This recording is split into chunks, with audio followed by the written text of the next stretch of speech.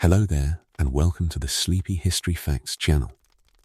Tonight, we are traveling back through the ancient world to visit the 7 most extraordinary structures that human hands ever raised. The 7 wonders of the ancient world.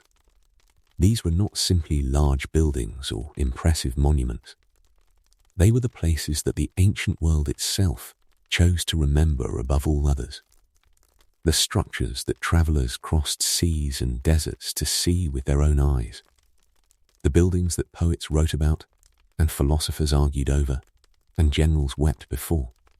Most of them are gone now. Time and earthquake and fire, and the slow, patient work of centuries have taken all but one. But the stories that survive them are more vivid, and more strange, and more deeply human than almost anything else the ancient world left behind. Each wonder was a different kind of ambition. A pyramid that dwarfed everything around it. A garden that defied the desert. A statue so vast it could be seen from ships far out at sea. A lighthouse that saved sailors in the darkness. A mausoleum so beautiful that the word itself passed into every language that came after. A temple so sacred that Alexander the Great bowed before it, and a colossus of bronze that stood over a harbour and made every passing ship feel small. This is a story of what human beings do when they decide that something must be permanent, when they decide that stone and bronze and ambition and devotion can hold back the ordinary fate of things. It is also a story of how most of those things fell anyway, and of why we are still talking about them thousands of years after the last stone settled into silence. If these gentle journeys through the ancient world bring you some peace, I would love it if you liked or subscribed or left a thought below. It helps others find their way here too, one sleepy soul at a time. But for now, all you need to do is settle in. Let your body grow heavy.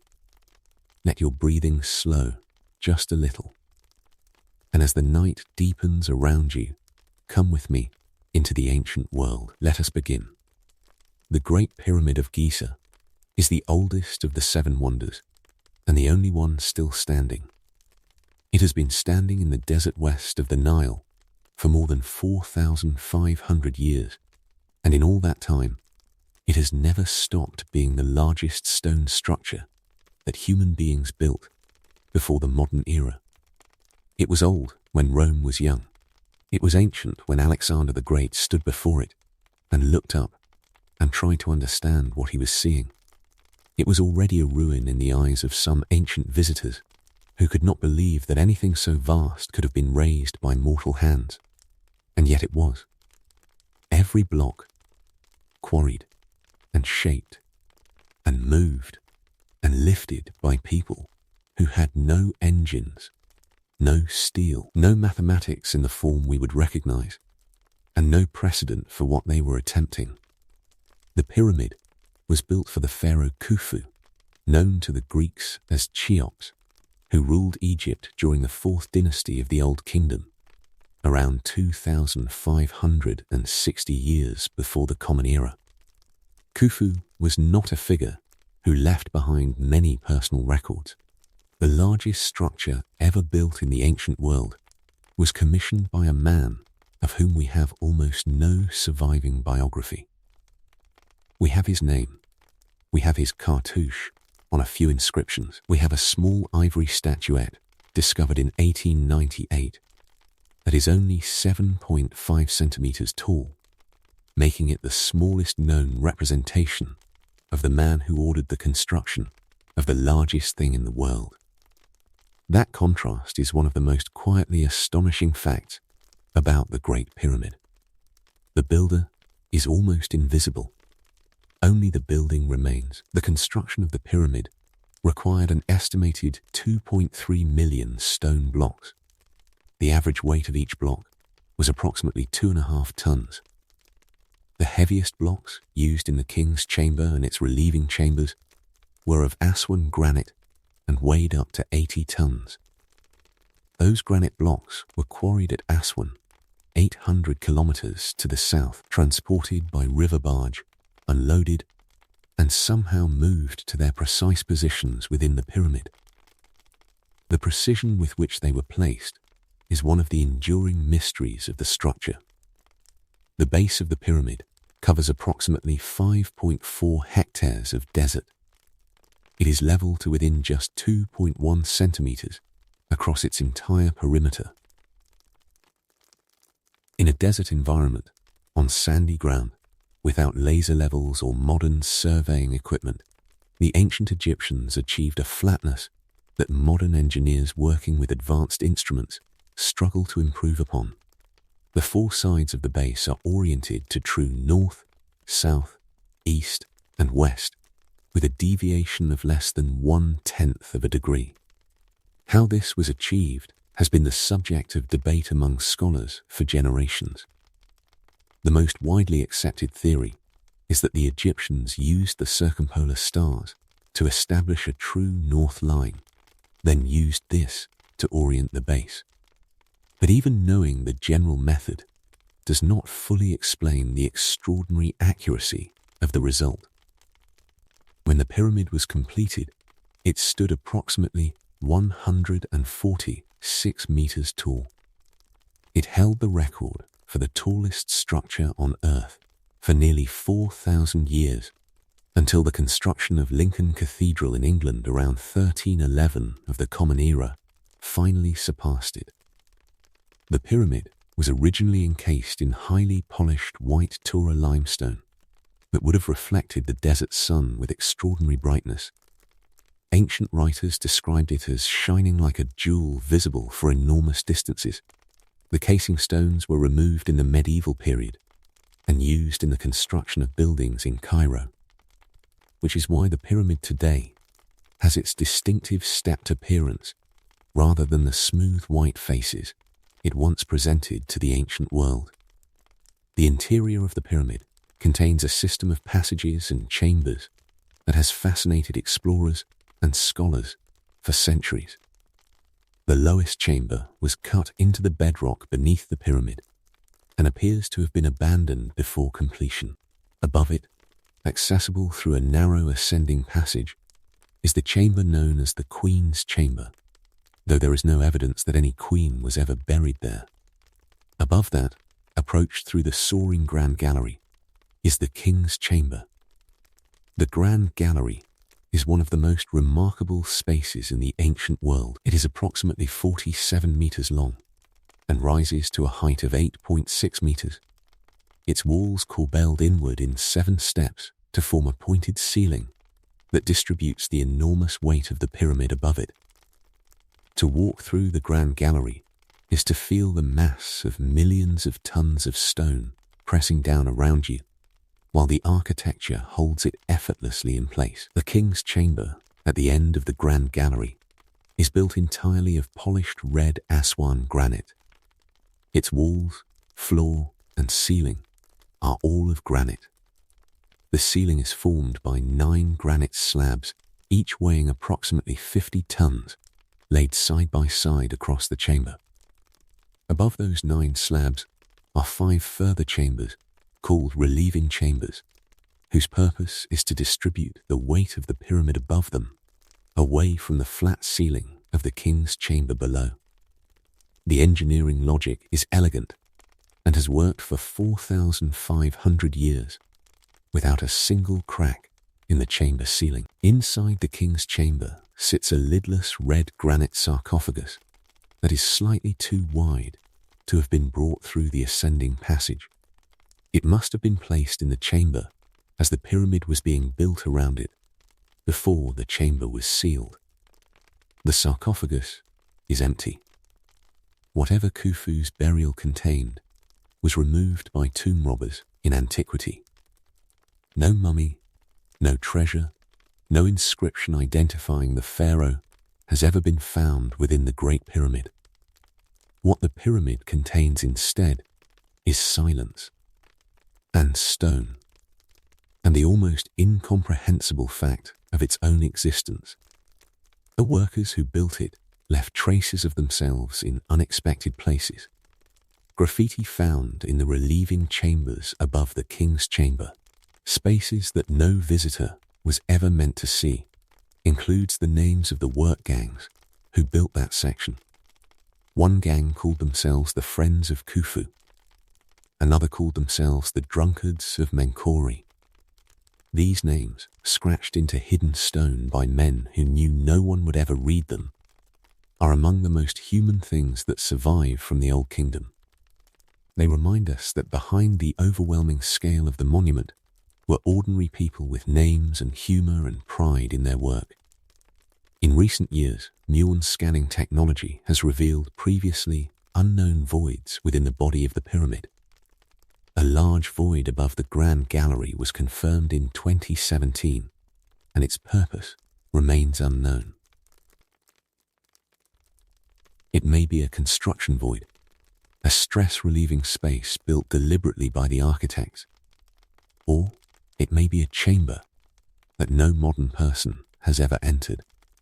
The Great Pyramid continues to yield surprises after 4,500 years, and the full story of what lies within it may not yet be known. The pyramid complex at Giza includes not only the Great Pyramid of Khufu, but the Pyramid of Khafre, slightly smaller but appearing taller because it sits on higher ground, and the Pyramid of Menkori, the smallest of the three royal pyramids. Beside them stand the Great Sphinx and several smaller pyramids built for queens. The entire plateau was connected by causeways to valley temples at the edge of the floodplain, where the funeral rituals of the dead kings were performed. At its height, the Giza complex was surrounded by a city of the dead, a vast necropolis of mastaba tombs belonging to the officials and nobles who served the pharaohs and hoped to share in their eternal life. The desert has swallowed most of that city, but the pyramids remain exactly as they have always remained, patient, precise, and utterly indifferent to the passage of time. There is a saying, sometimes attributed to an Arab proverb, that says, "Man fears time, but time fears the pyramids." Standing at the base of the Great Pyramid in the early morning light before the crowds arrive and the day heats up, it is easy to understand why someone said that. The pyramid does not feel like a building. It feels like a geological feature, something the desert grew, something that was here before history and will be here after it. The fact that it was made by human hands, that men mixed mortar and shaped blocks and climbed ramps and sweated in the heat and called themselves the Friends of Khufu, that fact is the most extraordinary thing about it. Not that it was built by gods or aliens or forces beyond human understanding, but that it was built by people, ordinary people doing an extraordinary thing, because a civilization had organized itself around the belief that a dead king needed a mountain to sleep in, and that building that mountain was worth every year and every stone and every life it cost. The Hanging Gardens of Babylon are the only one of the 7 wonders for which no definitive archaeological evidence has ever been found. They may have been the most beautiful place in the ancient world. They may also never have existed at all, or they may have existed somewhere other than where tradition places them. The mystery of the Hanging Gardens is as extraordinary as the gardens themselves, and it begins with a simple and deeply strange fact. Not a single Babylonian text mentions them. Among all the surviving records of ancient Babylon, one of the most thoroughly documented cities of the ancient Near East, there is no inscription, no administrative record, no literary reference that describes a garden of the kind that later Greek and Roman writers would celebrate as one of the greatest wonders of the world. This silence is troubling. Babylon was not a city that left few records. It was a city with scribes, with archives, with a tradition of recording the achievements of its kings in considerable detail. If Nebuchadnezzar II, the king most commonly credited with building the gardens, had constructed something so extraordinary that it would be remembered for thousands of years as one of the greatest wonders of the ancient world, you might expect someone in Babylon to have written it down, yet no one did. Or if they did, nothing survives. The gardens enter the historical record entirely through Greek and Roman sources, writing centuries after the fact. Berossus, a Babylonian priest writing in Greek around 290 years before the Common Era, described how Nebuchadnezzar built the gardens for his wife Amytis, a princess from the green mountainous land of Media, who found the flat dry plains of Babylon alien and depressing, and longed for the landscape of her homeland. Nebuchadnezzar, according to this story, built her a mountain of gardens so that she could look out from her palace and see something that resembled the green hills she had grown up among. It is one of the most romantic stories in the ancient world. A king building a wonder not for his own glory, but for the happiness of his homesick wife. Whether it is true is another question entirely. Later writers, including Diodorus Siculus and Quintus Curtius Rufus, described the gardens in more physical detail. They described a series of terraced levels rising one above the other, like the tiers of a theatre or the slope of a mountain, each terrace planted with trees and flowers and plants of every kind, their roots reaching deep into the soil piled on each level, their canopies creating shade and colour and the sound of rustling leaves in a city that was otherwise built of sun-baked mud brick and baked earth. The terraces were supported by stone vaults, which was unusual in Babylon, where stone was rare and expensive, most construction being of mud brick.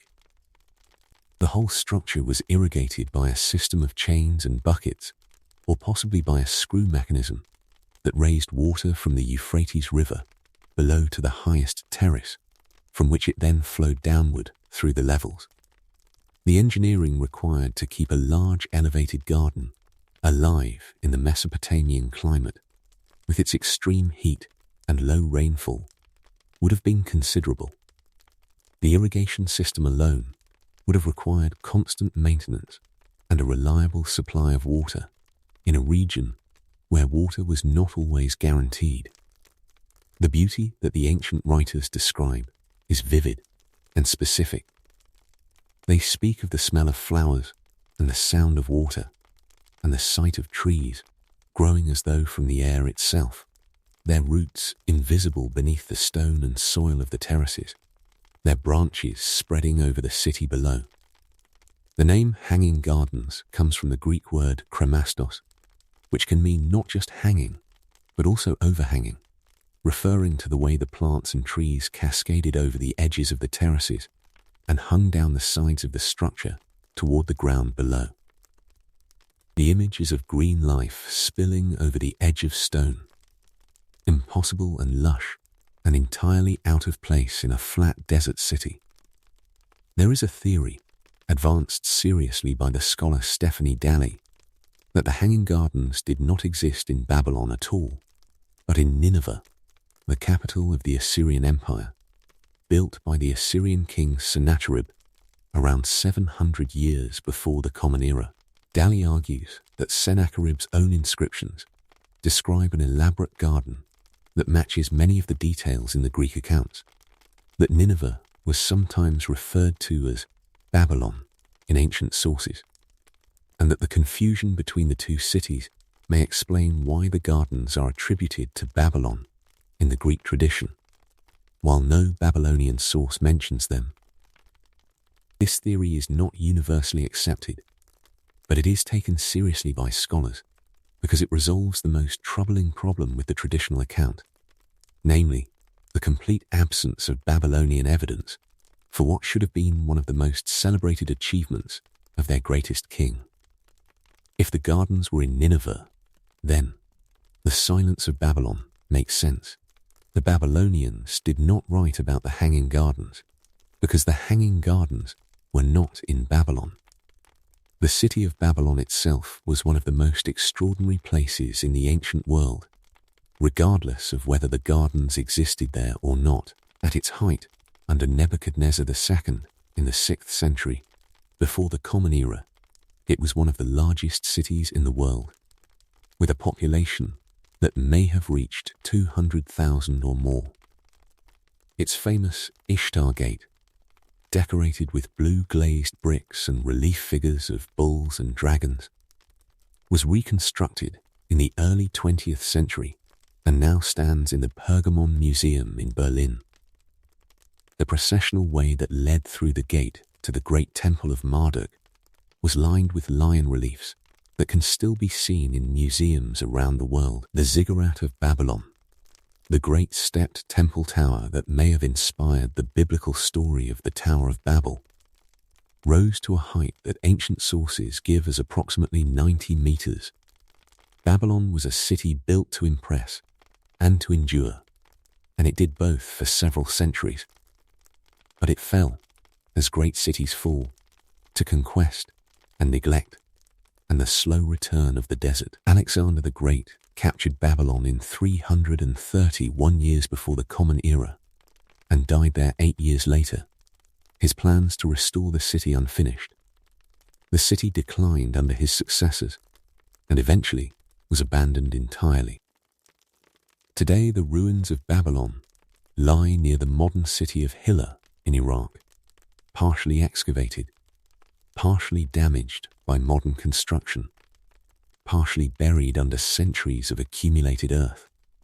The Hanging Gardens, if they were ever there, left no identifiable trace. What remains is the story, and the story is beautiful enough to have survived 2,000 years without any physical evidence to support it. Perhaps that is the most extraordinary thing about the Hanging Gardens, that a structure which may never have existed has occupied the human imagination so completely and for so long that its absence from the archaeological record feels less like evidence that it never was, and more like a mystery waiting to be solved. The homesick queen, the devoted king, the impossible garden in the desert. Whether it happened or not, it is exactly the kind of thing that human beings want to believe happened. And perhaps that is wonder enough. The statue of Zeus at Olympia was considered by many ancient writers to be the greatest work of art the Greek world had ever produced. It was created by Pheidias, the most celebrated sculptor of the ancient world, the same man who had overseen the sculptural decoration of the Parthenon in Athens, and who was considered by his contemporaries to be without equal in his craft. The statue stood inside the Temple of Zeus at Olympia, in the western Peloponnese, the site of the ancient Olympic Games, and it depicted the king of the gods seated on an elaborate throne of cedar wood, decorated with gold, ivory, ebony, and precious stones. It was completed around 435 years before the Common Era, and it stood in the temple for over 800 years. The technique used to create it was called chryselephantine, meaning made of gold and ivory. It was the most prestigious and expensive sculptural technique available in the ancient Greek world, and it was reserved for the most important divine images. The statue's skin was rendered in ivory panels, fitted over a wooden core. The robes, the hair, and the other non-skin elements were made of beaten gold, hammered into sheets, and applied over the wooden structure. The overall height of the statue within the temple was approximately 13 meters, roughly equivalent to a 4-story building. The Roman geographer Strabo wrote that if Zeus were to stand up, he would put his head through the roof of the temple. This observation captures something important about the statue's effect on those who saw it. It was deliberately too large for its housing. The god did not fit inside the space built for him. He overflowed it. He pressed against its limits. The architecture was almost incidental, a frame that the divinity within it exceeded. The Greek writer Pausanias, who visited Olympia in the 2nd century of the Common Era and left the most detailed surviving description of the statue, described Zeus seated on the throne with a figure of victory, the goddess Nike, held in his right hand. In his left hand he held a scepter topped with an eagle.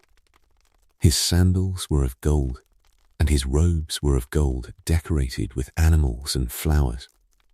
The throne was elaborately decorated with painted scenes and sculptural figures representing figures from Greek mythology. The feet of the throne rested on a decorated footstool supported by lions. The base of the throne was decorated with paintings by Pheidias' relatives. Every surface that could be decorated was decorated. The overall effect was of overwhelming divine presence, concentrated in a single image. The ancient writer Dio Chrysostom, a Greek orator of the 1st century of the Common Era, argued that a single glimpse of the statue of Zeus at Olympia was enough to make a person forget all their earthly troubles. He described a man worn down by grief and suffering who comes before the statue and feels his pain dissolve in the face of such an expression of divine serenity and power. Whether or not the statue had that effect on everyone who saw it, the consistency with which ancient writers describe it as something beyond ordinary experience suggests that Pheidias had achieved something genuinely remarkable. The workshop where Pheidias created the statue was discovered by archaeologists at Olympia in 1958. It was identified not only by its dimensions, which match precisely what would have been needed to assemble a statue of this size, but by a remarkable piece of physical evidence. Among the debris found in the workshop was a small pottery cup inscribed on its base with the words "I belong to Pheidias." The cup was of a type produced in Athens around 430 years before the Common Era, consistent with the date when Pheidias was working at Olympia. It is one of the most intimate objects to survive from the ancient world. A drinking cup belonging to the man who made the greatest statue ever created, found in the ruins of the workshop where he made it. The Olympic Games that took place at Olympia every 4 years drew visitors from across the Greek world and beyond. To come to the Games was also to come to the temple and to see the statue. The two experiences were inseparable. Athletes who had trained for years and travelled great distances competed in the shadow of the god whose games they were playing.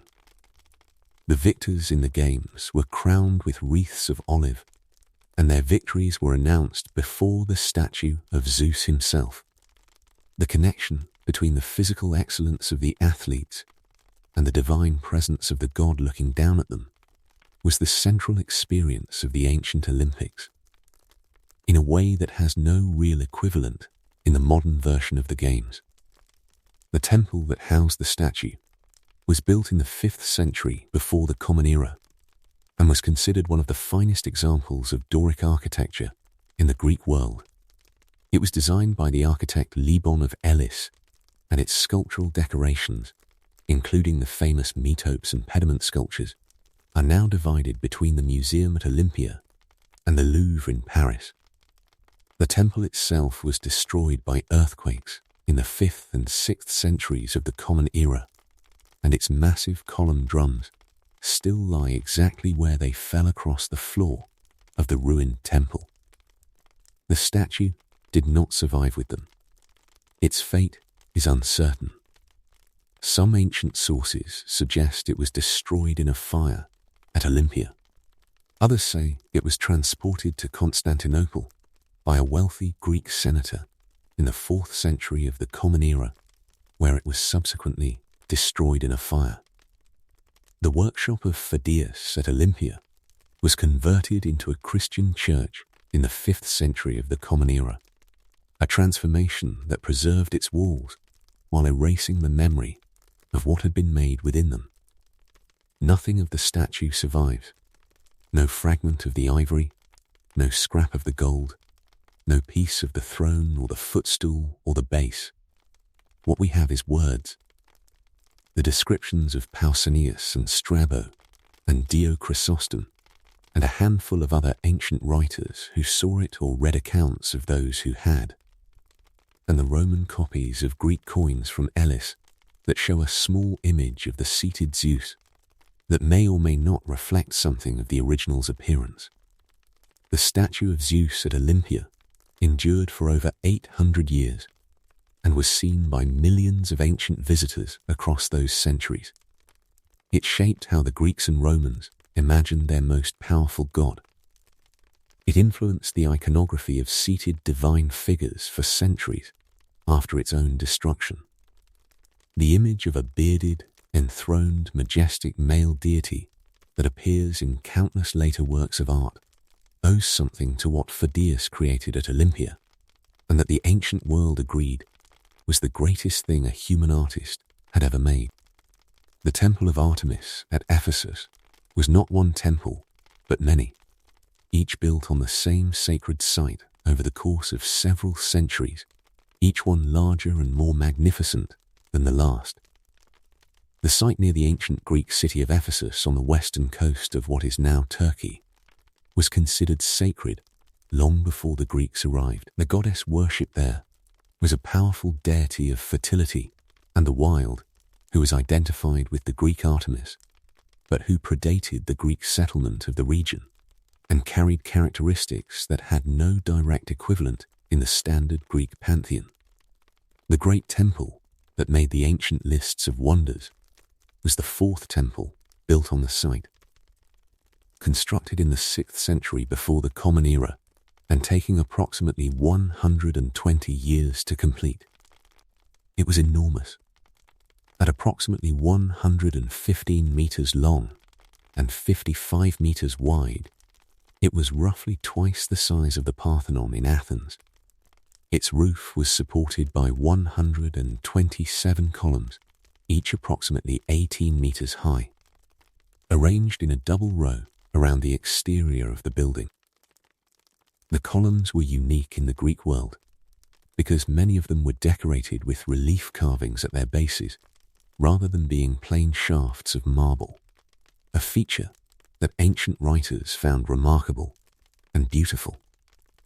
The temple was built largely of marble, a material whose brilliance in the Aegean light would have been overwhelming. Ancient writers described it as shining and white and perfect, a structure so beautiful that it seemed more appropriate for the gods than for the human world it stood in.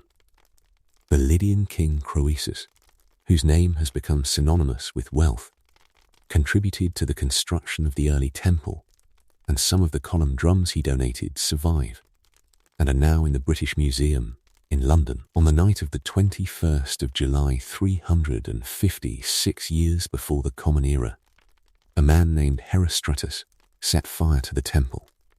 He did it, he said when captured and tortured, because he wanted to be famous. He wanted his name to be remembered for as long as the temple had been. The Ephesians, appalled and furious, decreed that his name should never be spoken or written. The penalty for mentioning Herostratus was death. The decree did not work. His name survived in multiple ancient sources and is still known today, more than 2,300 years later. His name has outlasted the temple he burned. The irony is almost too cruel to contemplate. The night of the fire happened to coincide, according to ancient tradition, with the night of Alexander the Great's birth. Later writers found this coincidence too perfect to ignore. They suggested that Artemis had been away from her temple that night because she was attending the birth of the man who would conquer the world. Alexander himself, when he later visited Ephesus and offered to pay for the reconstruction of the temple, was gently declined. The Ephesians told him that it was not appropriate for one god to build a temple to another. Alexander accepted the compliment. The rebuilt temple that replaced the burned one was even larger than its predecessor. It stood on a platform raised several meters above the surrounding ground and approached by a broad flight of steps. It was supported by 127 columns and was decorated with sculpture by the greatest artists of the age, including the sculptor Scopas, who carved one of the column drums that is now in the British Museum. The interior of the temple housed the cult image of Artemis of Ephesus, a statue of extraordinary strangeness and power. Unlike the serene huntress of standard Greek iconography, the Artemis of Ephesus was depicted as a stiff frontal figure with multiple rounded protrusions on her chest, variously interpreted by scholars as breasts, eggs, or the testicles of sacrificed bulls. Whatever their precise meaning, they communicated fertility and abundance and divine power in a visual language quite different from the Olympian clarity of standard Greek sculpture. The temple was one of the wealthiest religious institutions in the ancient world. It served as a bank as well as a shrine, its sacred status giving deposits left there a form of divine protection that secular banks could not offer. Merchants and kings and private individuals deposited gold and silver in the temple treasury, knowing that to steal from Artemis was to incur divine wrath of the most serious kind.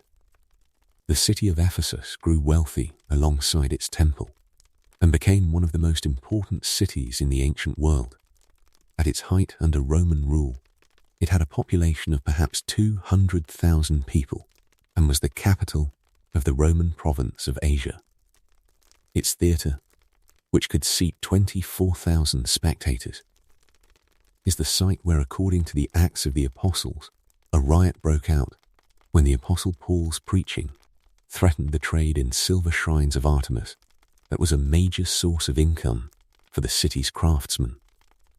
The silversmith Demetrius, whose business was making miniature models of the temple for pilgrims to buy and take home, led the crowd in chanting "Great is Artemis of the Ephesians" for 2 hours in the theatre. The story captures something important about what the temple meant economically as well as religiously.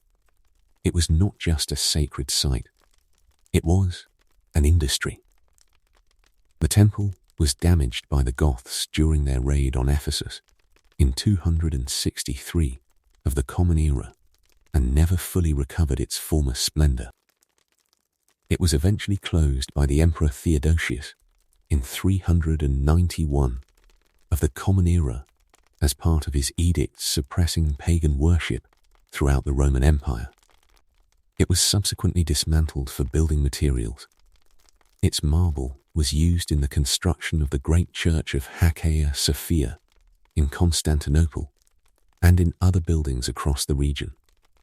The site was lost. For centuries, people knew that the Temple of Artemis had existed at Ephesus, but no one knew exactly where. The site was identified and partially excavated by the British archaeologist John Turtle Wood, beginning in 1863, after 6 years of searching across the marshy ground. He found the temple at a depth of 6 meters below the modern surface. What he found was the lowest course of the platform, the floor of the temple, and a scatter of architectural fragments that told the story of the building's enormous size and extraordinary decoration.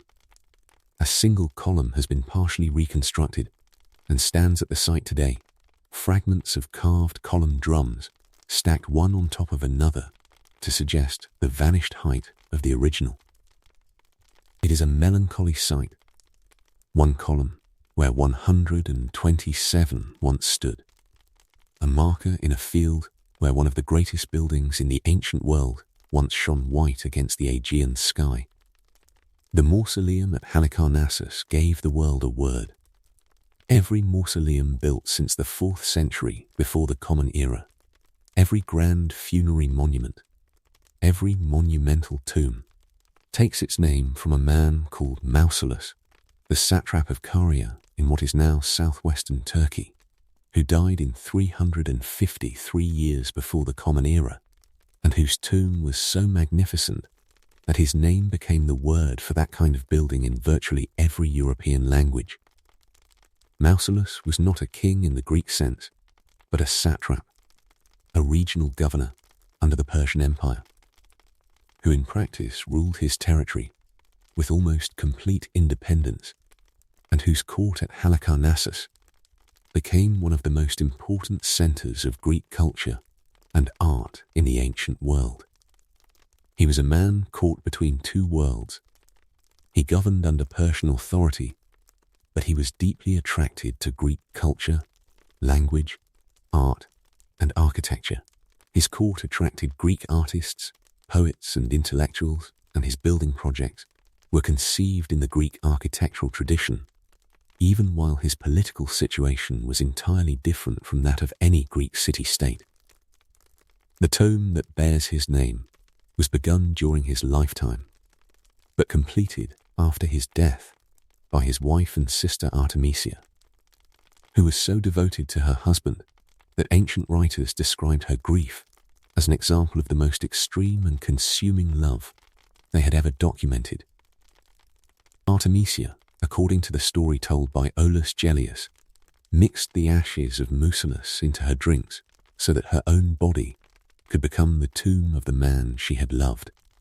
Whether the story is literally true is impossible to verify, but it captures the devotion that drove the construction of the monument that would make both their names immortal. The tomb was designed by four of the most celebrated Greek architects and sculptors of the age. Satyros and Pheidias provided the architectural design. The sculptural decoration of the four sides was divided between Scopas, Bryaxis, Timotheos, and Leocaes, four of the greatest sculptors working in Greece in the 4th century before the Common Era. Scopas, whose work also decorated the temple of Artemis at Ephesus, took the east side. The involvement of these figures tells us how important the commission was considered to be. These were not second-tier craftsmen. They were the finest artists of their generation, and they brought their best work to the tomb of Mausolus. The structure was approximately 45 meters tall and consisted of 3 distinct sections. The base was a high rectangular podium of white marble, decorated with sculptural friezes depicting battle scenes, the best preserved of which showed the battle between the Greeks and the Amazons.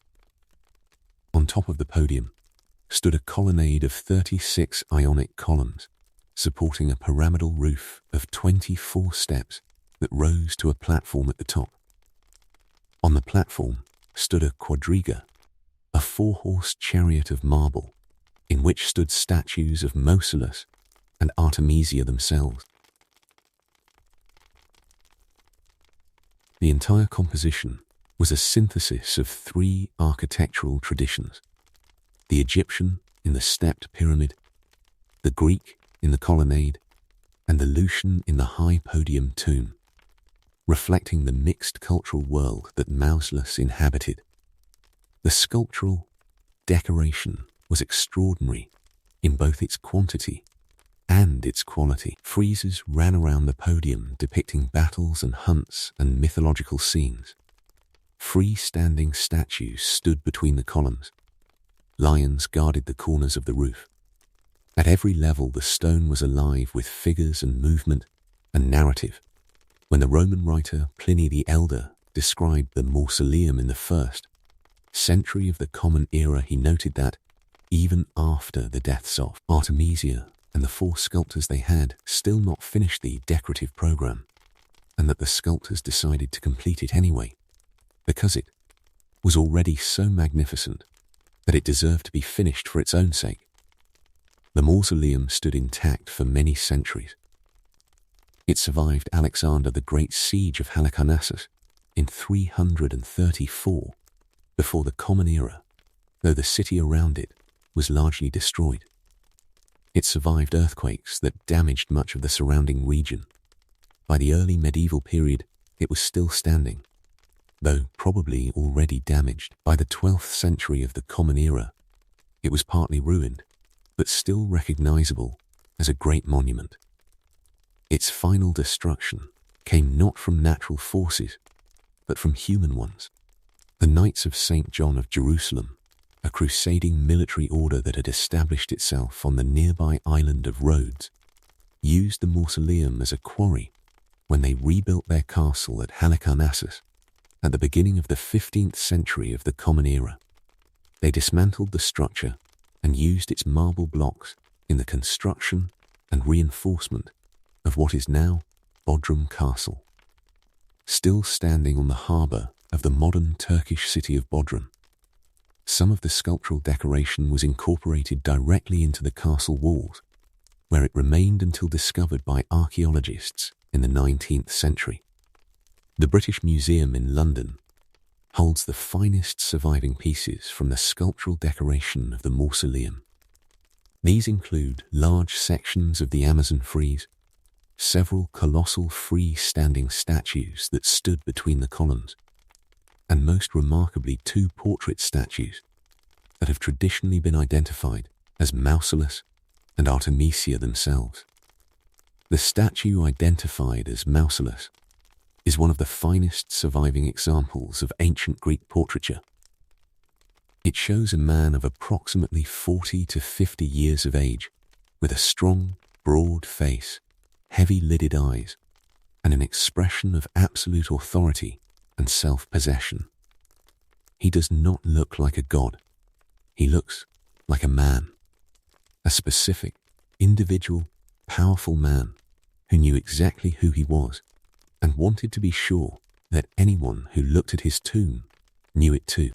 The site of the mausoleum at Halicarnassus, modern Bodrum, was excavated by the Danish archaeologist Christian Jeppesen over several decades in the late 20th century. The foundations of the structure were identified and measured, and the overall dimensions of the monument were established with reasonable confidence. But the above-ground structure is entirely gone.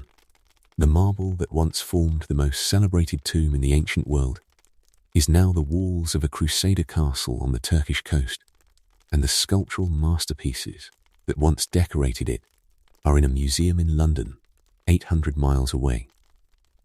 The word mausoleum lives on in every language that inherited it from Latin. Every time a grand tomb is built anywhere in the world and given that name, the memory of Mausolus and Artemisia and the 4 great sculptors who finished their work even after the patrons were dead is briefly and unconsciously honoured. It is the strangest kind of immortality, not the survival of the building itself, but the survival of the name it gave to a whole category of human endeavour. Mausolus wanted to be remembered. He is remembered. Not in stone, which is gone, but in language, which endures. The Colossus of Rhodes was a bronze statue of the sun god Pheidias that stood at the entrance to the harbour of the island of Rhodes, and was for 54 years the tallest statue in the ancient world. It was completed around 280 years before the Common Era and destroyed by an earthquake around 226 years before the Common Era. It stood for less than a century. No ancient writer who saw it left a detailed technical description. No image of it survives from antiquity that we can be certain is accurate.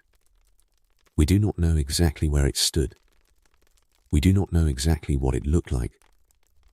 We do not know for certain that the famous image of it straddling the harbour entrance with ships passing between its legs is anything other than a medieval invention. Almost everything that popular culture believes about the Colossus is either unverifiable or probably wrong. And yet, it was one of the 7 wonders, and the little we do know about it is remarkable enough. Rhodes was one of the wealthiest and most strategically important islands in the eastern Mediterranean in the Hellenistic period. It controlled significant trade routes and maintained its independence through a combination of diplomatic skill and military power. In 305 years before the Common Era, the Macedonian general Demetrius Poliorcetes, whose nickname meant the besieger, laid siege to the city of Rhodes with an enormous army and fleet, and with the most sophisticated siege equipment of the age. He brought a famous siege tower called the Helepolis, the taker of cities, which stood 9 stories tall and was the most formidable piece of military engineering of its era. The siege lasted a full year. Demetrius failed to take the city. He eventually withdrew and signed a peace agreement, and in his haste to leave, he abandoned the Helepolis and much of his siege equipment. The Rhodians sold the abandoned equipment for bronze and used the proceeds to commission a statue to celebrate their successful resistance. The statue was entrusted to the sculptor Chares of Lindos, a student of the great Lysippus, who had been the court sculptor of Alexander the Great. It took 12 years to build and stood approximately 32 meters tall, roughly the height of a modern 10-story building. Ancient sources tell us that it depicted Helios, the sun god, and that it was hollow, built around an iron and stone framework over which the bronze outer shell was shaped and riveted. The bronze was hammered into sheets and attached to the internal framework section by section as the statue rose. The internal structure included large stones used as ballast to keep the statue stable against the winds that blow through the Aegean. The construction method was essentially the same as that used for the Statue of Liberty in New York 2,100 years later, though the ancient Greeks arrived at it without any of the intervening knowledge that made it more straightforward for Gustave Eiffel and Auguste Bartholdi. The famous image of the Colossus straddling the harbour entrance with 1 foot on either side and ships sailing between its legs first appears in written sources in the medieval period and was most influentially depicted in a woodcut published in the 16th century that became the standard image of the statue in the popular imagination. It is almost certainly wrong. A bronze statue of 32 meters could not physically straddle even a narrow harbour entrance wide enough to admit ancient ships. The engineering would have been impossible with the materials and techniques available. Modern scholars believe the statue most likely stood on a stone base somewhere near the harbour entrance, possibly on the promontory where the medieval castle of St. Nicholas now stands, or possibly on the mole that formed one arm of the harbour. The pose of the statue is also unknown. Some scholars suggest it stood upright with an arm raised, shading the eyes in the gesture associated with sun gods watching over their domain. Others suggest it held a torch, like a lighthouse figure. The image that popular culture has settled on, the giant straddling figure, owes more to the Renaissance imagination than to ancient evidence. The earthquake that destroyed the Colossus struck around 226 years before the Common Era, and was severe enough to cause significant damage to the city of Rhodes as well. The statue broke at the knees and fell. Ancient writers described the fallen bronze as lying across the ground, where it continued to be one of the most visited sites in the ancient world for many centuries after its fall. Pliny the Elder, writing in the 1st century of the Common Era, said that few people could clasp their arms around the thumb of the fallen statue, and that the fingers alone were larger than most contemporary statues. The Rhodians received offers of help to re-erect the statue, including from the Egyptian king Ptolemy III, who offered to fund the restoration. But an oracle had warned them not to rebuild it, and they declined.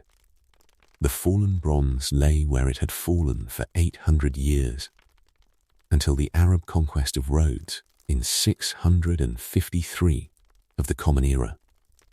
The Arab governor, according to a Byzantine chronicle, sold the bronze as scrap to a Jewish merchant from Edessa who carried it away on 900 camels. Whether this story is precisely accurate or not, the bronze of the Colossus is gone. Not a single fragment has been identified with certainty. The wonder that celebrated the most dramatic military triumph in Rhodian history lasted 54 years in the ancient harbour, and then 800 more years lying on its side before being melted down and dispersed. What remains is the name and the word Colossus itself, which entered Latin and then every European language from it, meaning something of overwhelming and intimidating size. Shakespeare used it. Every language inherited it. A bronze statue that stood for 54 years gave the world a word that has lasted 2,300 years and shows no sign of stopping. The lighthouse of Alexandria, known in ancient times as the Pharos after the small island on which it stood, was the tallest building in the ancient world after the pyramids of Giza and the most practically useful of all the seven wonders. Every other wonder was a monument to religion or power or grief or pride. The lighthouse of Alexandria was built to save lives. It guided ships safely into one of the busiest and most commercially important harbours in the ancient world for over 1,000 years. It was constructed during the reign of Ptolemy II of Egypt, around 280 years before the Common Era, making it a near contemporary of the Colossus of Rhodes. The architect was Sostratos of Cnidus, a Greek architect and engineer who was apparently so proud of his work that he inscribed his own name on the base of the lighthouse, covered with plaster, bearing the name of Ptolemy. His intention, according to Lucian of Samosata, who told the story, was that when the plaster eventually fell away, his own name would be revealed, while Ptolemy's would crumble with the plaster. It was a remarkable act of creative self-promotion in a world where artists and architects generally remained invisible behind the names of the kings who paid them. The lighthouse stood on the island of Pharos, which was connected to the mainland of Alexandria by a causeway called the Heptastadion, meaning 7 stades long, roughly 1.2 kilometers. The construction of the lighthouse converted the island from a minor feature of the harbour into one of the most important navigational landmarks in the Mediterranean. Ancient sources give varying heights for the lighthouse, ranging from about 100 meters to about 135 meters. The most commonly accepted estimate is approximately 115 meters, which would have made it the second tallest structure in the ancient world after only the Great Pyramid of Giza. The lighthouse was constructed in 3 distinct stages or tiers.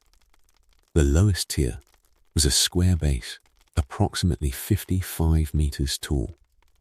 The middle tier was octagonal, approximately 27 meters tall. The upper tier was cylindrical, approximately 9 meters tall, and topped with a statue, probably of Poseidon or possibly of Zeus.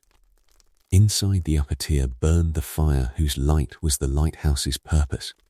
The light was amplified by a system of mirrors, probably of polished bronze, that directed the beam out to sea so that it could be seen at distances of up to 50 kilometers. Some ancient sources describe the fire during the day and a mirror reflecting sunlight during daylight hours, suggesting a dual system that functioned around the clock.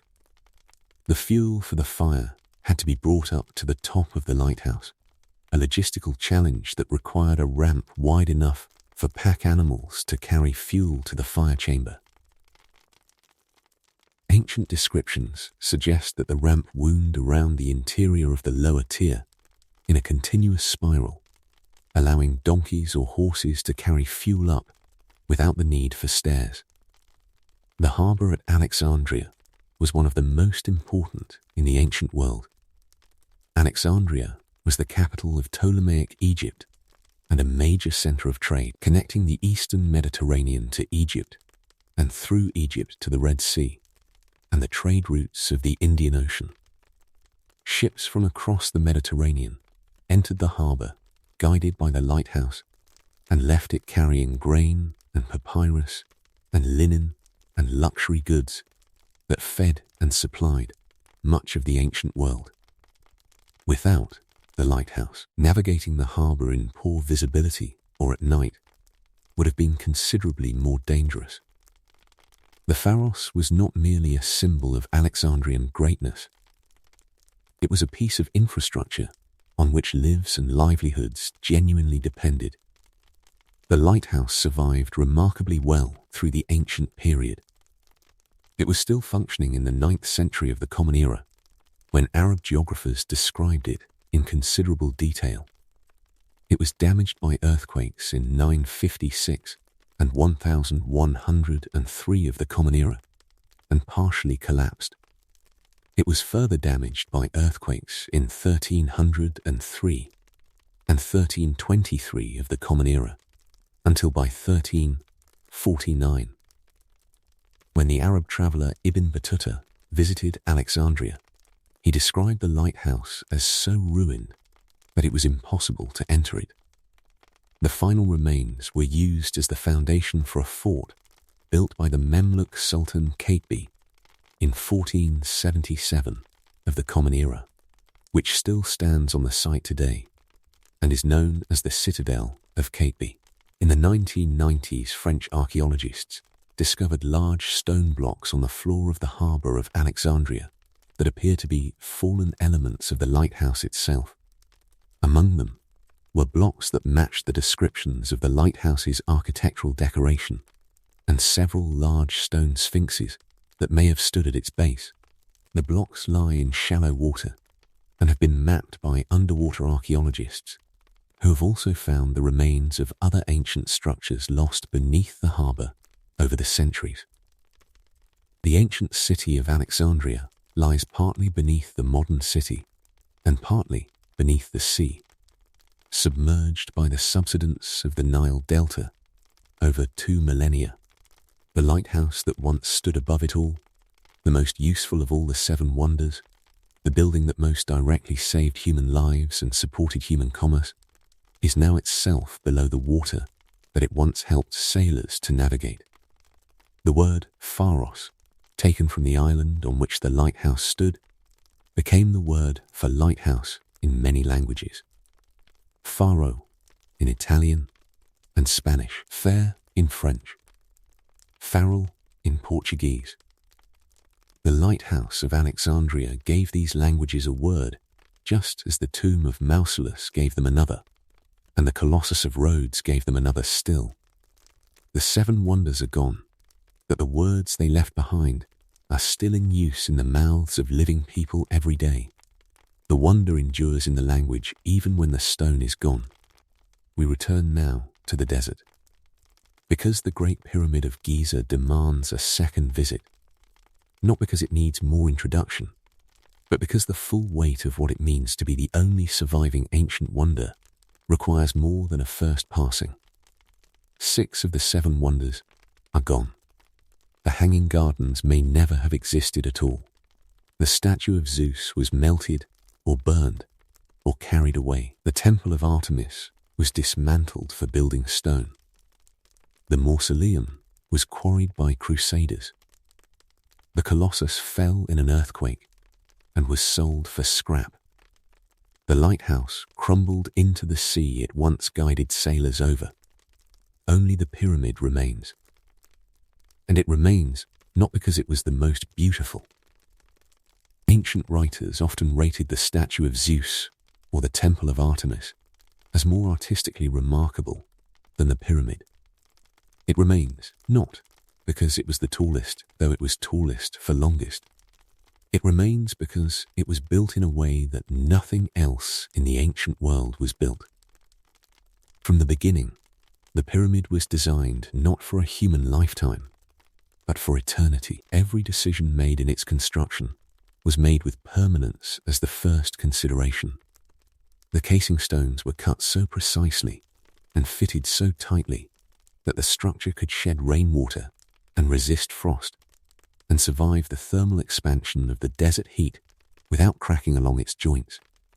The internal chambers were engineered with such redundancy that 4,500 years of seismic activity has not caused the ceiling of the king's chamber to move by a measurable fraction. The pyramid was built to be a mountain, and mountains outlast temples. There is something philosophically interesting about the survival of the Great Pyramid when all its companions have fallen. The pyramid was built for a dead man.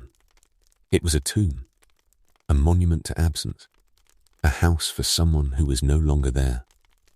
The statue of Zeus was built for the living, for the worshippers who came to pray. The temple of Artemis was a place of pilgrimage and commerce and daily devotion. The lighthouse of Alexandria served the living ships and the living sailors every night. All of these purposes required the presence of people to make them meaningful. When the people stopped coming, when the religions changed, when the trade routes shifted, these structures lost their reason for being, and gradually their physical substance followed. The pyramid had no congregation to maintain it. It asked nothing of anyone. It simply was. It required no priests, no maintenance staff, no ongoing ritual to justify its existence. Its purpose was already accomplished on the day Khufu was sealed within it, and everything that happened after that was simply the passing of time. The pyramid did not need time to be kind to it. It was built for time to do its worst, and to survive anyway. The ancient Egyptians had a concept called jet, meaning enduring time, time without end, as distinct from nehe, cyclical time, time that repeats and renews. The pyramid was an expression of jet.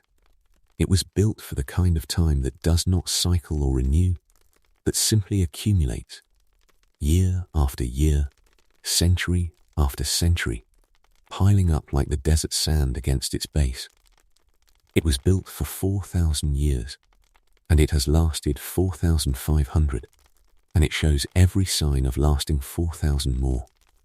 The other 6 wonders were built in time and for time. The pyramid was built against time, and that, in the end, is why it is the only one still standing. And so we come gently to the end of our long journey through the 7 wonders of the ancient world. We have stood at the base of the only one that still exists and felt the desert wind moving around 4,500 years of stone. We have walked through the imagined gardens of Babylon, green and impossible in the flat desert heat, and wondered whether the homesick queen was real, and whether the devoted king really built her a mountain to remember home by. We have looked up at the face of Zeus as Pheidias carved it, and understood why ancient writers said a single glimpse of it was enough to dissolve human suffering. We have stood in the forest of columns at Ephesus, and smelled the incense and heard the chanting, and watched the silversmith Demetrius lead his crowd in 2 hours of defiant worship.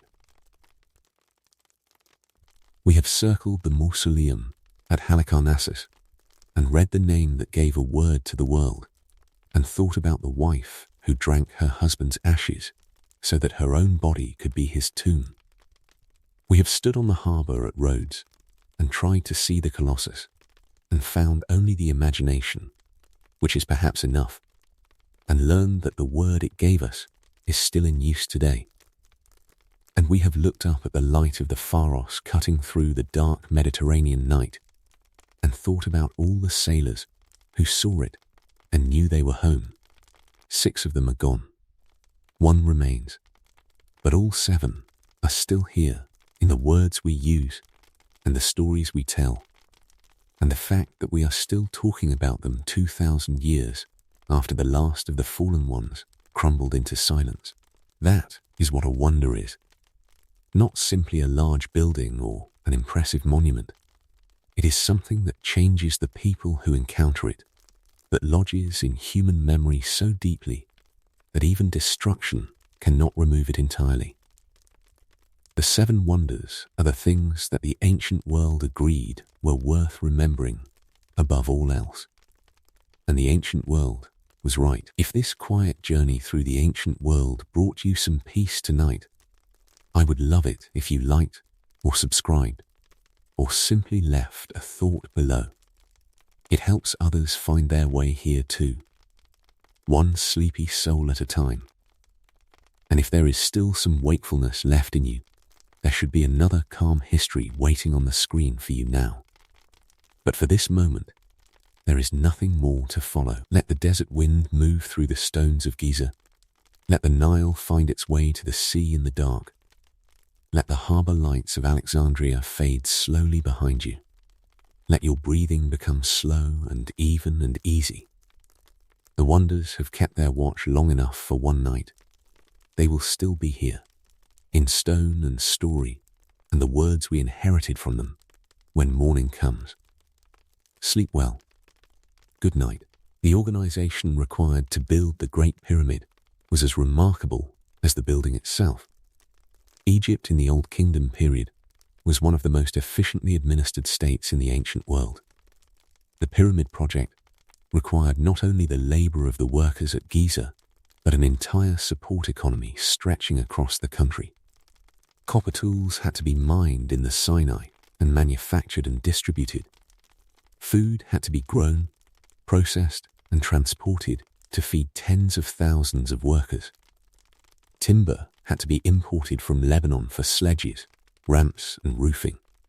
Gypsum had to be burned for mortar. Administrative officials had to track every transaction, every delivery, every worker's ration.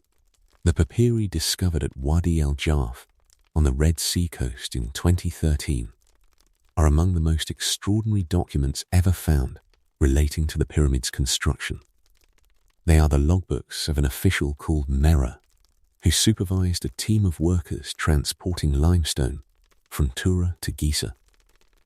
The logbooks record each day's activities in detail, the number of blocks transported, the conditions on the river, the rations consumed, the officials encountered. They are written in the same matter-of-fact, administrative language that you might find in a shipping manifest or a customs record. They describe something world historical in the tone of someone logging a routine workday.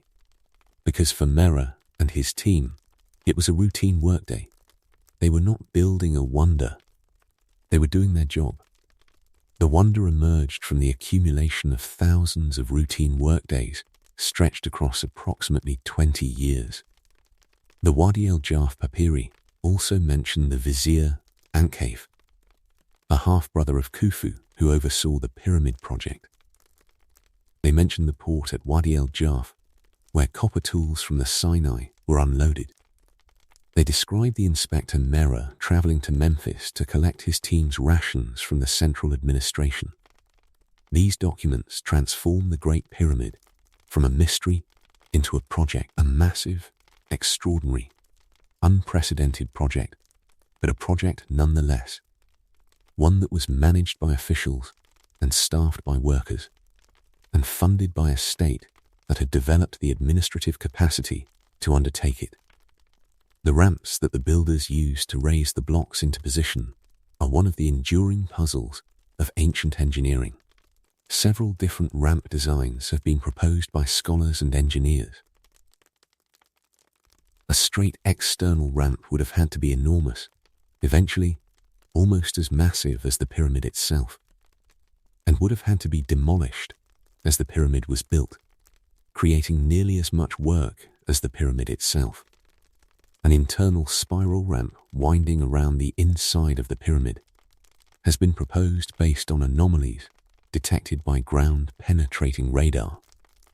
A combination of an external ramp for the lower courses and a different mechanism for the upper courses has been suggested. The honest answer is that we do not know. No ramp has survived. No ancient document describes the method precisely. We know the result. We know The blocks were raised. The mechanism that raised them is still a matter of genuine debate among the engineers and archaeologists who study these questions. The Great Pyramid was not built alone. It was part of a complex that included the pharaoh's mortuary temple attached to the eastern face of the pyramid, a long causeway descending from the mortuary temple to the valley temple at the edge of the floodplain. A valley temple where the initial funeral rituals were performed. 3 small pyramids for Khufu's queens to the east of the main pyramid, and a boat pit on the south side of the pyramid containing a dismantled cedar wood boat over 43 meters long that was buried to carry the pharaoh on his journey through the afterlife. The boat, known as the solar barque of Khufu, was discovered in 1954 when a worker clearing sand accidentally broke through into the sealed pit. It had been sealed for 4,500 years. When the pit was opened, the smell of the cedar wood was still present in the sealed air. The boat was dismantled into 1,224 pieces, which were carefully numbered, removed, conserved, and reassembled. It now stands in a museum built directly over the pit where it was found, on the south side of the Great Pyramid. It is the oldest intact boat in the world. Beside the first boat pit is a second pit that was found to contain a second dismantled boat, still unexcavated.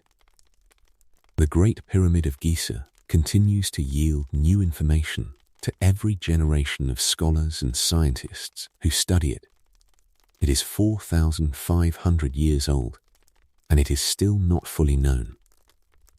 The city of Babylon, that may or may not have contained the Hanging Gardens, was itself one of the most extraordinary places in the ancient world. Its famous walls were so massive that ancient writers claimed a 4-horse chariot could turn around on top of them. The Greek historian Herodotus, who visited Babylon in the 5th century before the Common Era, described a city of overwhelming scale and complexity, with streets arranged in a grid pattern and temples of enormous size, and a population that seemed to him almost incomprehensibly large. Herodotus is not always a reliable source, and his description of Babylon has been questioned by scholars on various points. But the physical remains of the city, excavated by the German archaeologist Robert Koldewey between 1899 and 1917, confirm that Babylon was indeed a city of enormous ambition and considerable achievement. Koldewey discovered the foundations of the Great Ishtar Gate, the processional way, the palace of Nebuchadnezzar, and the foundations of what may have been the Great Ziggurat.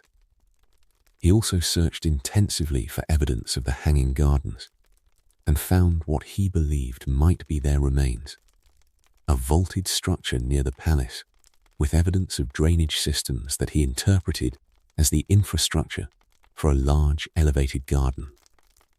His identification was not accepted by most subsequent scholars, who pointed out that the structure he found was in the wrong location and had no convincing evidence of the water-lifting mechanisms that ancient sources describe as essential to the garden's irrigation. The search for the Hanging Gardens in the ruins of Babylon has so far found nothing that the archaeological community agrees is convincing.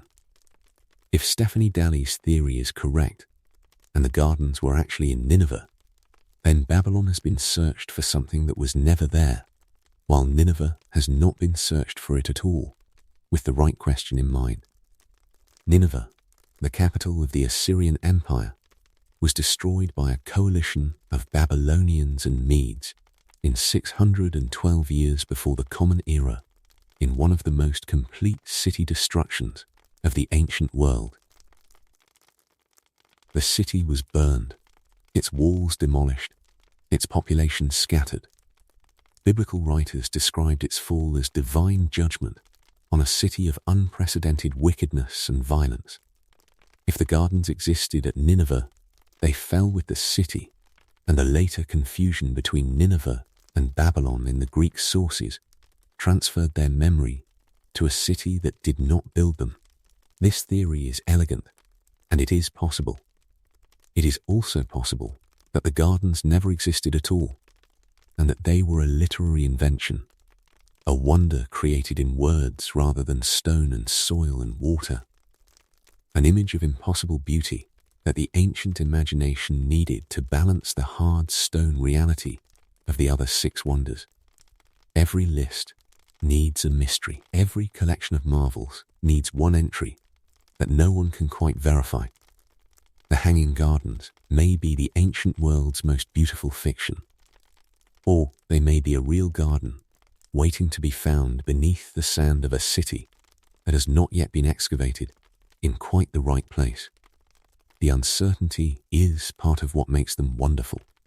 The ancient Olympics that took place in the shadow of the statue of Zeus were very different from the modern games that bear their name. The ancient games were held every 4 years at Olympia in the western Peloponnese of Greece, beginning traditionally in 776 years before the Common Era and continuing for over 1,000 years until they were suppressed by the Christian emperor Theodosius I in 393 of the Common Era. They were not an international competition in the modern sense. They were a pan-Hellenic religious festival, a gathering of the Greek-speaking world in honor of Zeus. Only men who could demonstrate Greek descent were permitted to compete. Women were not permitted to attend as spectators, with the exception of the priestess of Demeter, who had a reserved seat at the games. The events were not the varied program of the modern games, but a selection of athletics, equestrian events, and combat sports that reflected the military values of Greek society: foot races, wrestling, boxing, the pancration, which combined elements of both the long jump, discus, and javelin, and chariot racing, which was the most prestigious event, though the prize went to the owner of the horses rather than the driver. The winners received no money and no gold medals. They received a wreath of olive leaves cut from a sacred tree near the temple of Zeus, and the glory of having their name announced in the sanctuary of the most powerful god. That glory, in the world of the ancient Greeks, was worth more than wealth. Poets were commissioned to write odes celebrating the victors. Cities built statues to honor their Olympic champions. A victor might receive free meals at public expense for the rest of his life and be treated as a hero in his home city. The connection between athletic excellence and divine favor was explicit and central to the meaning of the games. To win at Olympia was to be seen as someone the gods had blessed. To compete before the statue of Zeus was to compete before the god himself. The statue that Pheidias created was the visual anchor of all of this. It concentrated the divine presence in a single image so overwhelming that every athlete who entered the sanctuary to compete felt the weight of divine attention in a physical way. The loss of the statue is therefore not just an artistic loss, it is the loss of something that was central to a religious and cultural experience that shaped Greek civilization for 1,000 years. The cult of Artemis at Ephesus was one of the most widespread religious traditions in the ancient world. Her temple attracted pilgrims from across the Greek-speaking world and beyond.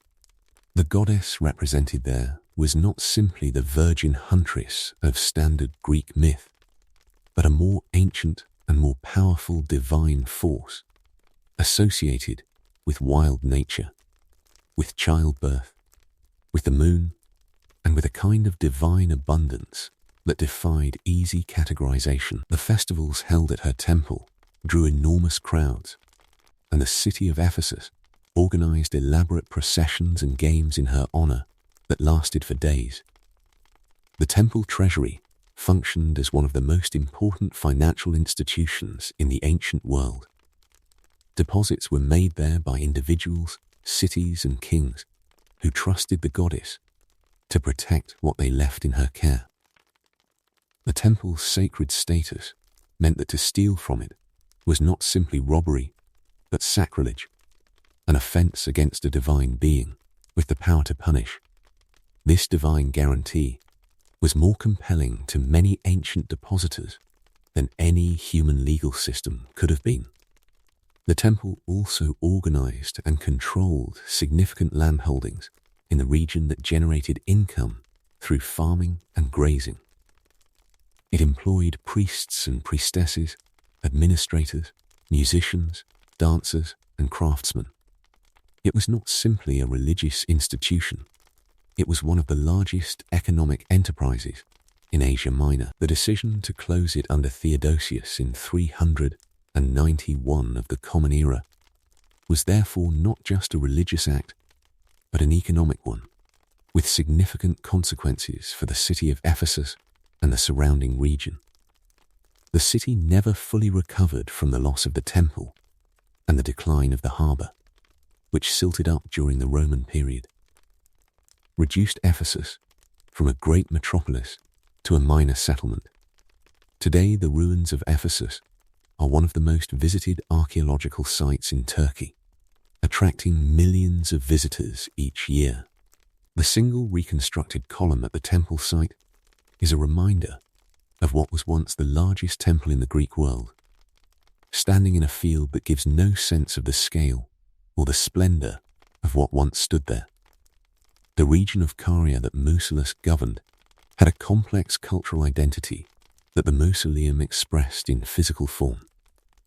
It was a place where Greek, Persian, Lycian, and local Carian traditions met and interacted in ways that produced something genuinely original. The architecture of the mausoleum was itself a synthesis of these different cultural traditions in a way that no purely Greek or purely Persian or purely Lycian building could have been. Its podium reflected Lycian funerary architecture. Its colonnade was Greek Ionic.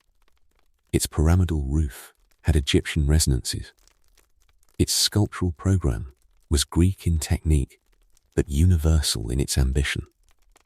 The building said, in stone, that Mausolus existed at the meeting point of worlds, and that his memorial would reflect that position.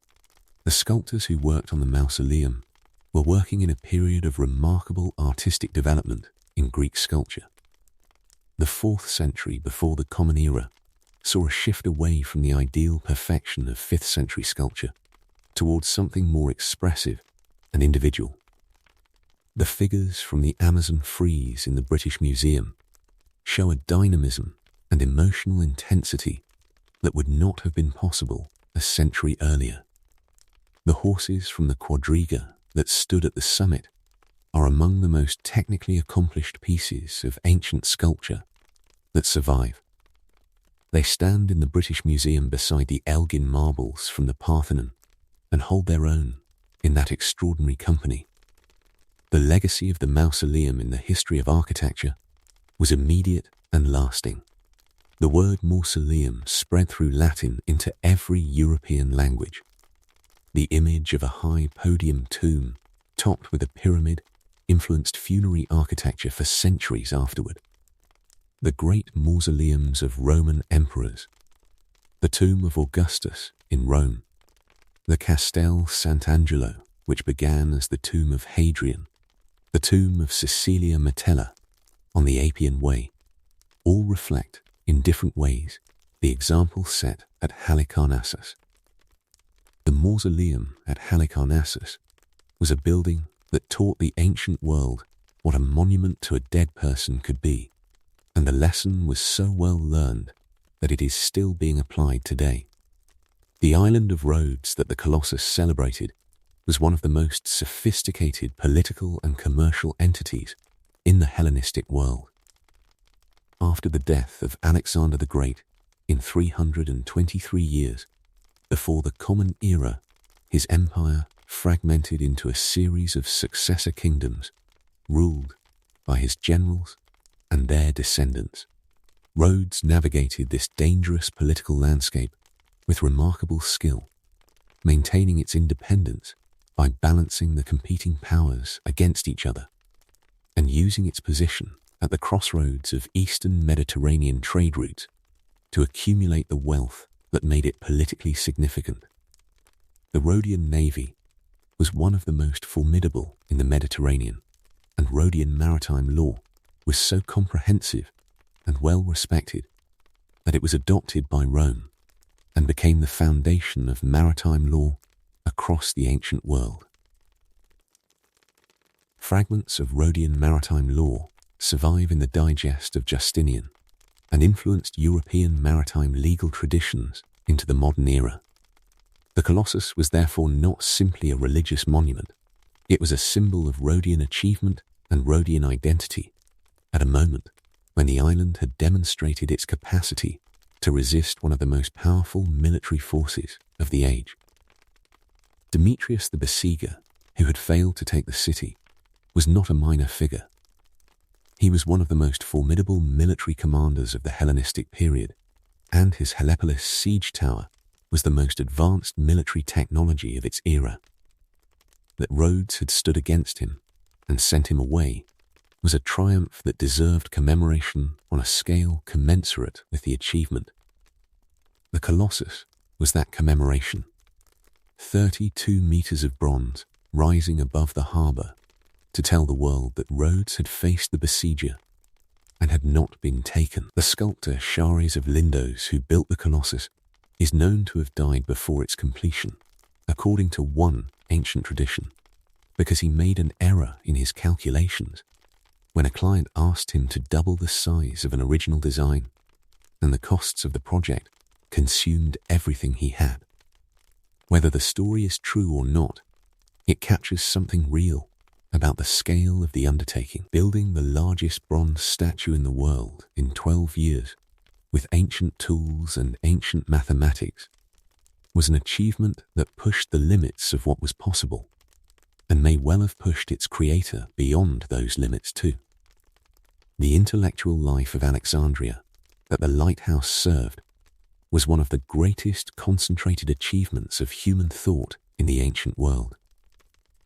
The Museum and Library of Alexandria, founded under Ptolemy I and expanded under his successors, brought together scholars from across the Greek-speaking world and gave them the resources to pursue their work without the financial pressures that constrained intellectual life elsewhere. Euclid wrote the Elements there, the most influential mathematical text in the history of human thought, still used as the basis for geometry education in some schools today.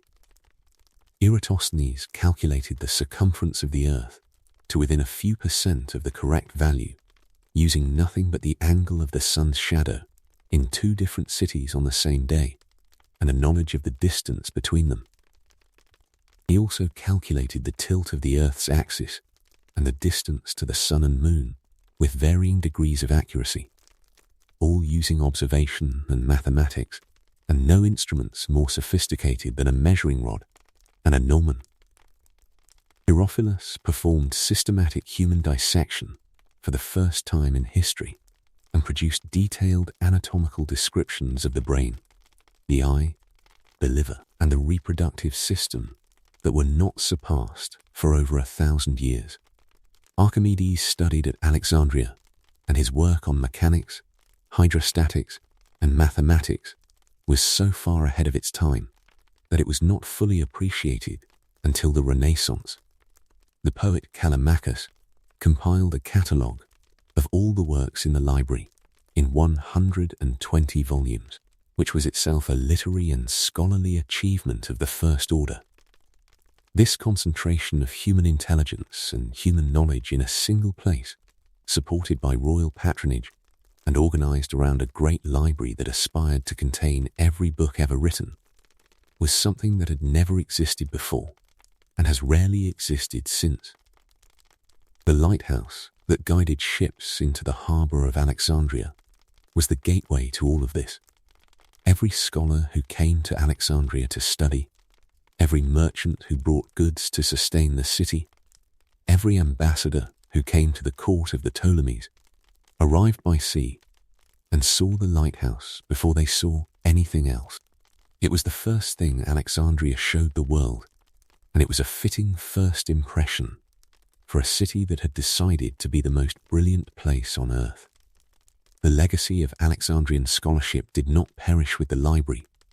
It was preserved in copies, in translations, in the work of later scholars who had read the Alexandrian originals and built on them.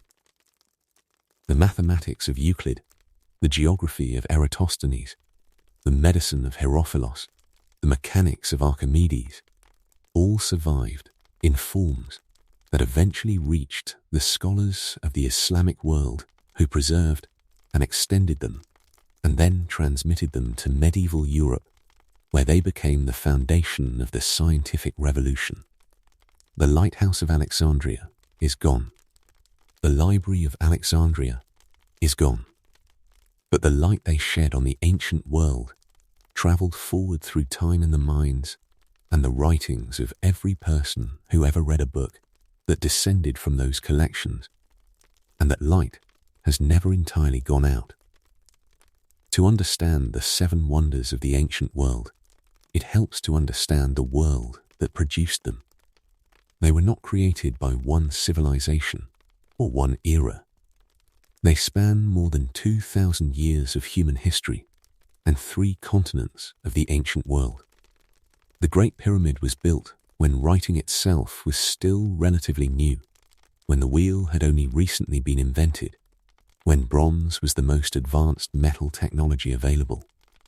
The lighthouse of Alexandria was built when Greek philosophy had already run its full course, when Plato and Aristotle were centuries in the past, when Rome was already becoming the dominant power in the Western Mediterranean. Between those 2 endpoints lies the entire arc of ancient civilization, from its earliest monumental expressions to its most sophisticated achievements. The list of 7 wonders was not compiled by a single ancient author in a single moment. It evolved over time as different writers proposed and debated which structures deserved to be included among the greatest things in the world. The earliest lists, from around the 2nd century before the Common Era, included some different candidates. The walls of Babylon appeared on some early lists. The palace of Cyrus at Persepolis appeared on others. The Colosseum in Rome was proposed by some later writers.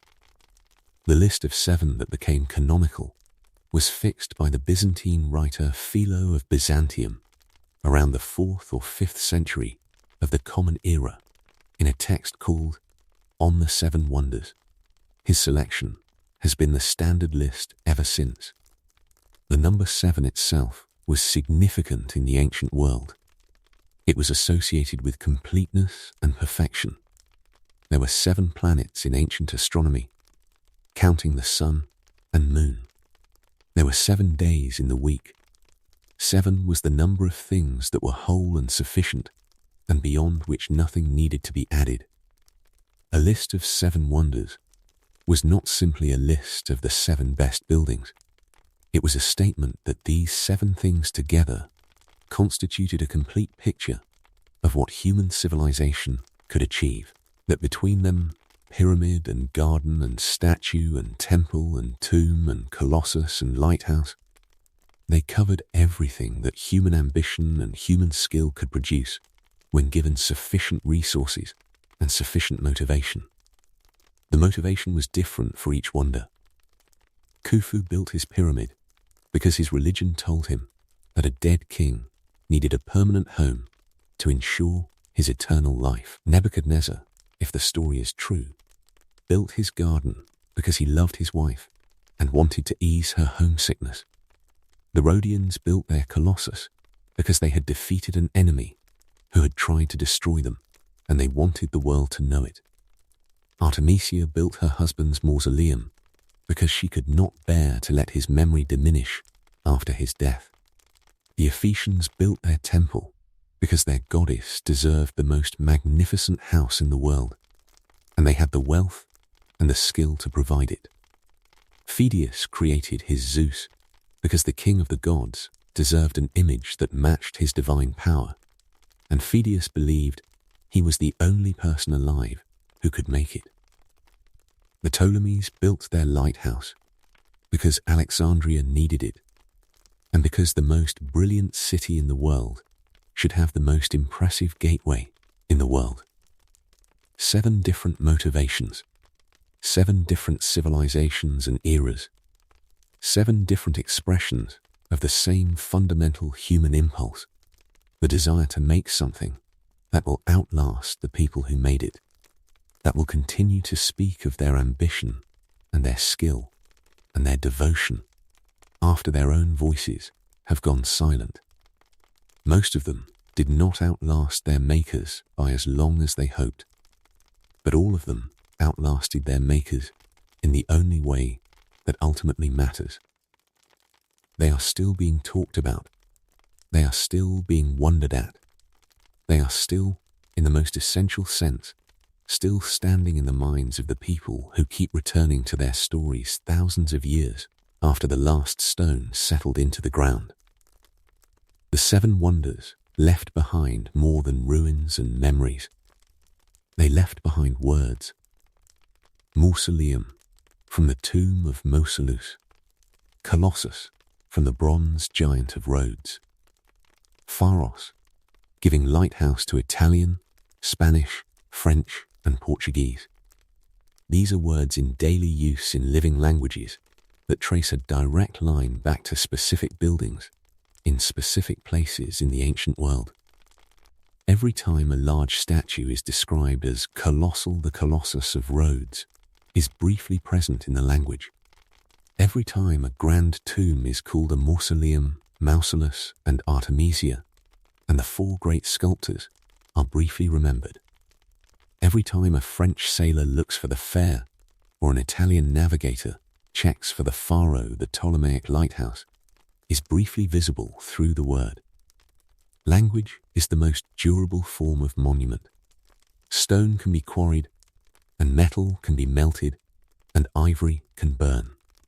But a word that enters a language deeply enough can survive for thousands of years, carried forward in the mouths of people who have no idea of the specific building or the specific man that gave their word its origin.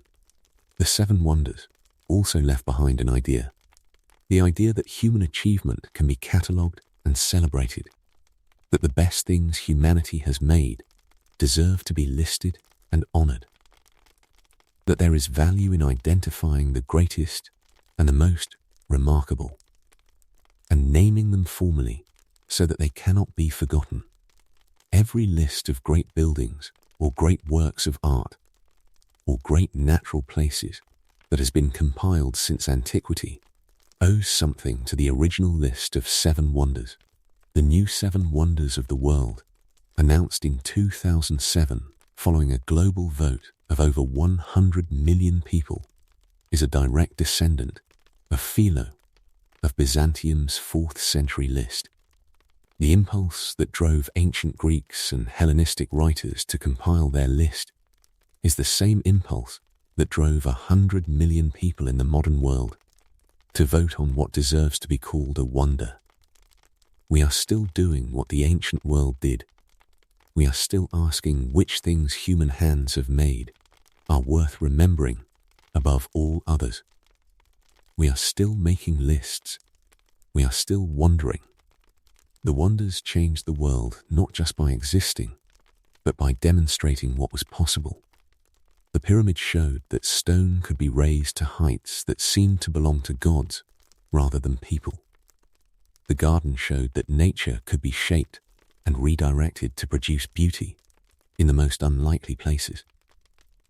The statue showed that art could create a presence so overwhelming that it dissolved the boundary between the human and the divine.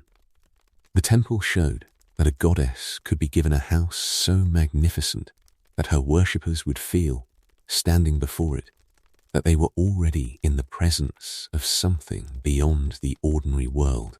The tome showed that love and grief and the desire to honor the dead could produce something that added a word to every language it touched.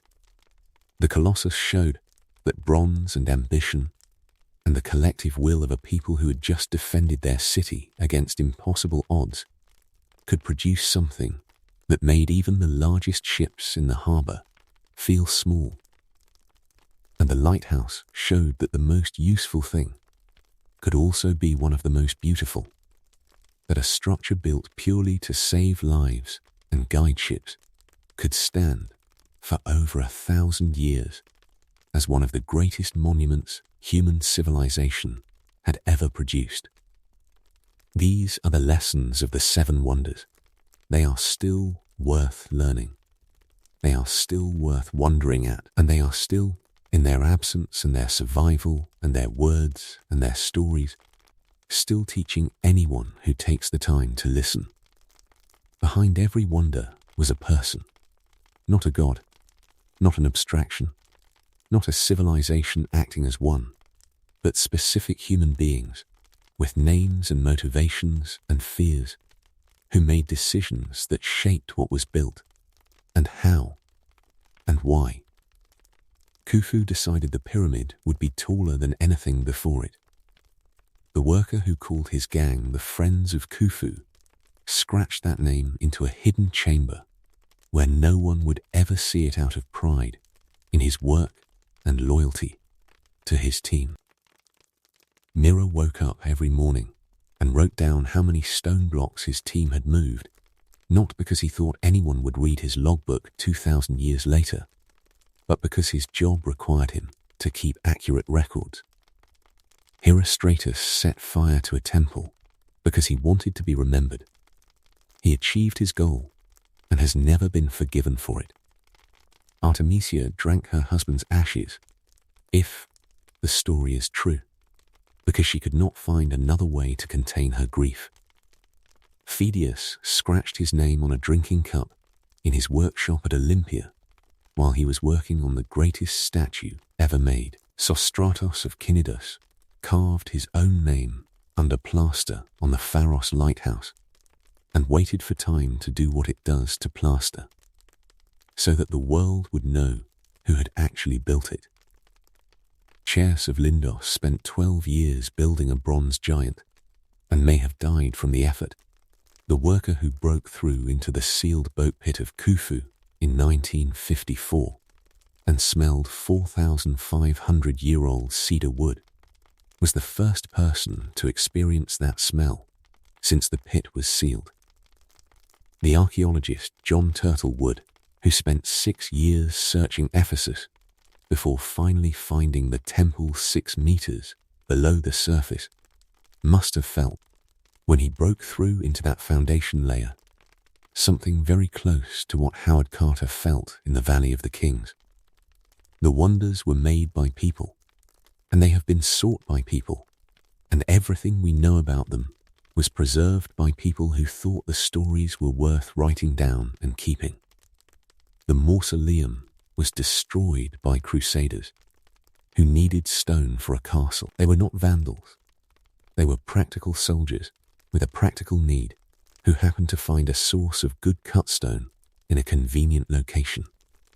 They did not know they were destroying one of the 7 wonders of the ancient world. Or if they did, the need for building material was more pressing than the desire to preserve. That is how most of the wonders were lost, not through malice, but through the ordinary human tendency to prioritize the immediate and the practical over the historical and the sacred. The marble of the Temple of Artemis ended up in Hagia Sophia. The bronze of the Colossus ended up on 900 camels. The limestone casing of the Great Pyramid ended up in the buildings of medieval Cairo. Materials are moved and reused, and the things they formed are forgotten until someone starts looking for them and asking where they went. The wonders were made of ordinary materials: stone, bronze, ivory, gold, cedar wood, marble, mud, water, and the time of thousands of ordinary people doing extraordinary things. What made them wonders was not the materials, but the intention, the scale, the precision, the devotion, and the decision to do the thing at that size and in that way and for that reason. when a smaller version done more simply would have served the same basic purpose. Khufu could have been buried in a mastaba tomb like the officials who surrounded him.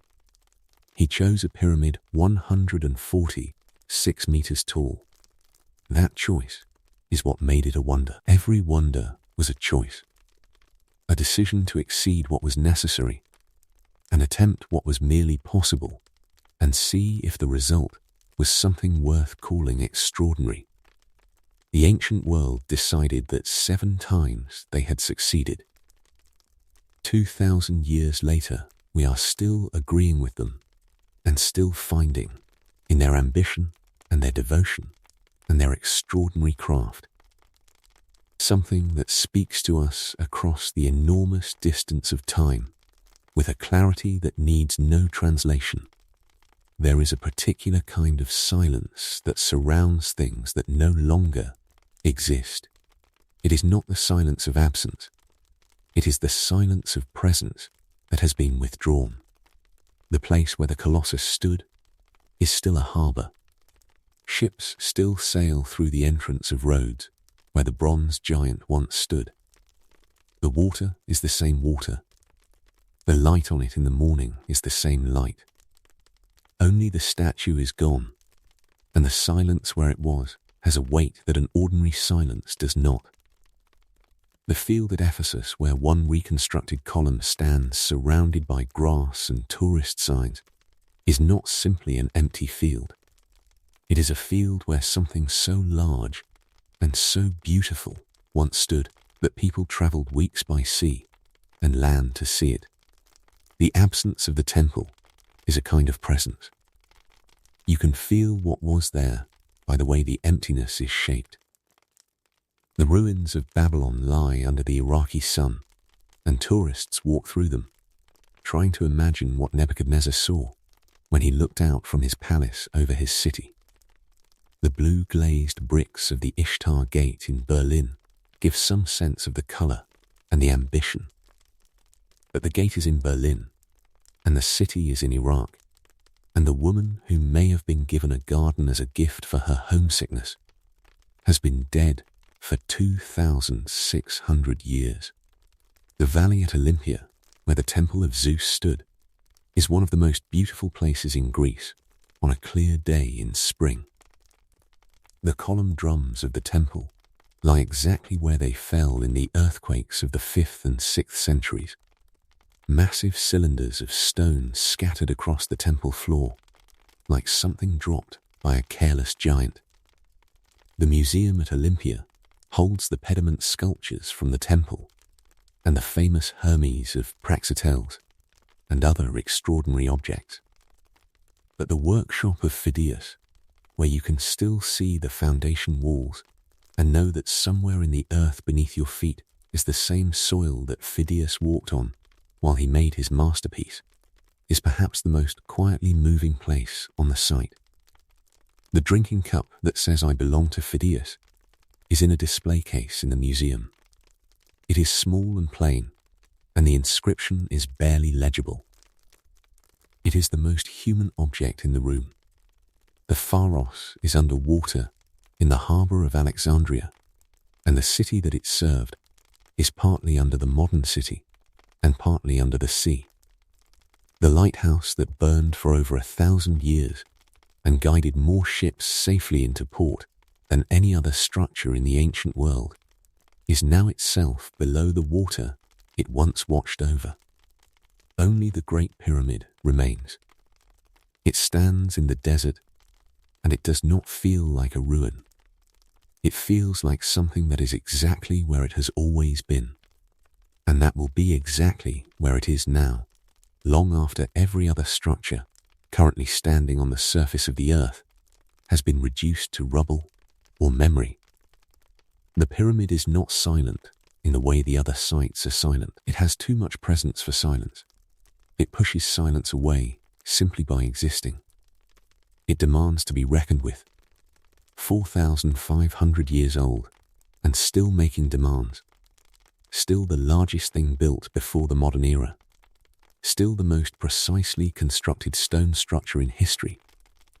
still the only one of the seven wonders still standing. Still, after everything, a wonder.